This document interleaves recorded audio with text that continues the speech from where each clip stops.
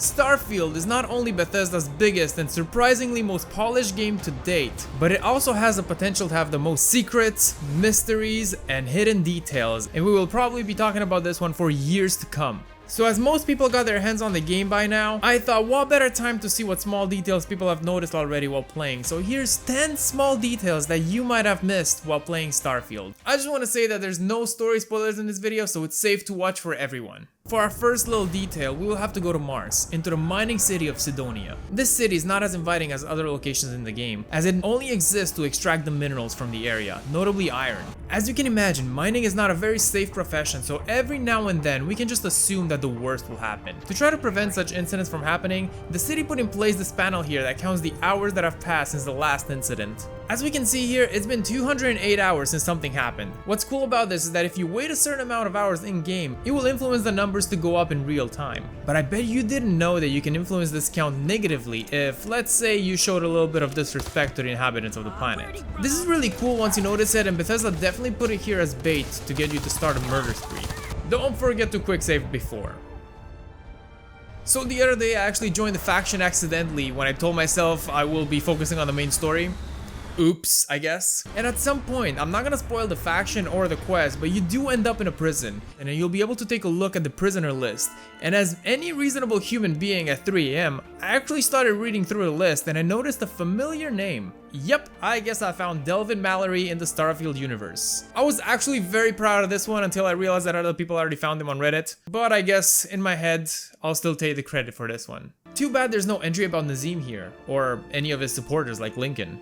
Starfield is no stranger to different weathers and climates, as the planets are vastly different, and every now and then, depending on the planet and its atmosphere, it will start to rain. But if you look closely under your ship, the ground is actually dry as the ship is keeping the water from touching. If you mod Skyrim, you're probably very familiar with the mod No Snow on the Roof, or any other mods that makes it so the roof protects you from snow and rain. And actually, this is not the first time that Bethesda took an idea from a mod and implemented it into the next game. Now, I'm not saying necessarily that they stole this idea from the mod, and even if they did, that wouldn't necessarily be a bad thing. But it's really cool to see that Starfield doesn't necessarily require mods to have this level of immersion. In fairness, I have not finished the game yet, so take what I'm about to say with a grain of salt. I have heard that some locations on Earth will be discoverable, but I have not actually been to Earth myself yet. I'll keep that for another potential video. But we're all basically aware with the Gateway Arch in St. Louis from the trailer, so we're bound to have other landmarks as well. All of that to say that we're not actually going to Earth for this next detail, we're going to the moon.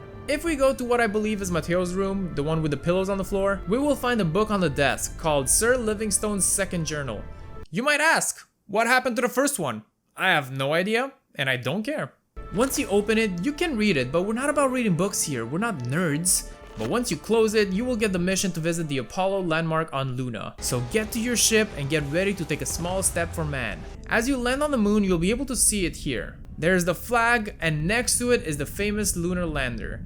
If that's not cool enough, you can actually get a snow globe as a souvenir, which is really cool. As I said previously, this is not the only detail like this. But since this video is like a first installment of a potential series, we'll go pretty basic on this. So if you want me to share my next findings as well, show your support on this video, maybe I'll make another one. So leave a like. So I don't know if you guys remember the biggest controversy of Fallout 4. No, I'm not talking about the lawsuit over the season pass. I'm talking about the fact that the toilet paper was put on the wrong way. It's the same for Starfield. I mean, what absolute madman do you have to be to put it this way? Just imagine having a nice long poop and then you're hit with the disappointment when you see that the toilet paper is on backwards. And as in typical Bethesda fashion, in Fallout 4, modders came in and fixed it with mods. However, in Starfield, you can actually change the orientation of the roll yourself. This is the bathroom in the starting area of the game, and not all bathrooms have the option to flip. I honestly think this is stupid, since you shouldn't have a choice to flip it. It should just be as it is now. I think the game should make it so that if you put it on the wrong way again, you should just crash. Who's with me? So the game has a lot of planets. Yeah, we know. And all of them have to be somewhat unique and have unique names. Now some of them are lazily numbered like Altair 1, 2, and 3, and 4, and 5, and the moons being A, B, and C, but some of them are really creatively named. My favorite of the ones that I've seen so far are in the Delta Pavonis system. It starts with a small moon called Itzy, a very cute and rather unique name, and then we have Bitsy. You probably see where this is going. The next one is Spider, right? No, it's Worthless. This is probably where I'm from. But the planet that they're orbiting around is Arachna. So it still checks out, but it doesn't really have a nice ring to it. The itsy bitsy Arachna climbed up your mother's skirt. Depending on your skill level in first-person shooter games, you might already know about this, but I didn't. I mean, have you seen me try? But if somehow you manage to shoot enemies in the face, they will start yelling that they can't see because you shot them in the eyes. My eyes! Can't hear anything! Or I guess I shot this one in the ear. Also, if you shoot them in the legs, they'll trip because, well, they took a bullet to the knee. Not funny? Tough crowd. I mean, this is not really new in FPS games, but for Bethesda, I don't think I've seen this before. For sure, I've seen the crippling system in Fallout, but I mean, I can't aim for shit, so it's new to me. As you walk around and explore the more populated settlements, you'll start to notice a few really cool businesses that have nice details to them. We'll start with CJ's, which is open 49 hours, not 24, since a full day on Jemison takes 49 hours. Still in New Atlantis, we got the famous Chunk store, which looks like a Lego store, let's not lie. But it don't sell toys. If you were ever wondering what they had, it's literally written on the wall. They got fast food, cola, chocolate, one singular potato. Anything about the Canadian foods and beverages tickles something in me. As a fellow Canadian myself, I love the representation. On Sidonia, the sign for the broken spear not only features a broken spear, but the screen itself also appears to be broken, which is ironic. And the Boom Pop products feature this pop art style, which is cool.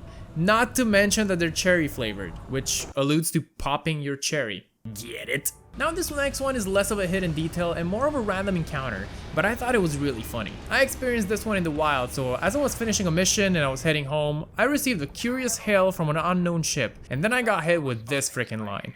We've been trying to contact you about your ship's extended warranty. Now I don't want to be the new Starfield PewDiePie and ruin a meme by explaining it, but this is a nod to a lot of memes of insurance companies or whatever selling you extended car warranties, and it being something you cannot escape. And these dumbasses want to sell me some in space now. Although, I am smart, so I politely told him to f off. I actually don't know what to say about this one. It's actually probably my favorite. The Frontier is the first ship that we get from Barrett less than an hour into the game. And on this ship, you can find a bunch of stuff left from him. One of those items is a broken Constellation space helmet with a sticker that says don't use. Well, if you're a rebel and don't listen to the rules, you can actually put this helmet on, and when you're first person, you can actually see the sticker.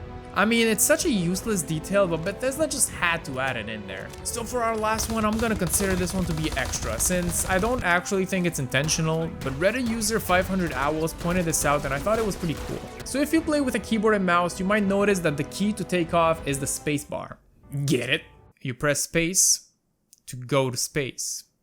Yeah, this one's not as cool as the last ones, but one thing I can assure you is that there are way more cool details that will be discovered in the future, and I only wanted to go over 10 of them today. Not sure if I should make a series out of this, but if you enjoyed and want to potentially have more videos like this, please leave a like and subscribe for more Starfield and Skyrim content. A huge thank you to my Patreon supporters, and if you want your name on the screen as well, or if you want me to roast you next, consider supporting me on Patreon, link in the description. Now watch my previous video about the first week of Starfield mods where I reviewed the Todd Howard Paintings mod, still the best Starfield mod so far, so go there, and now leave me alone.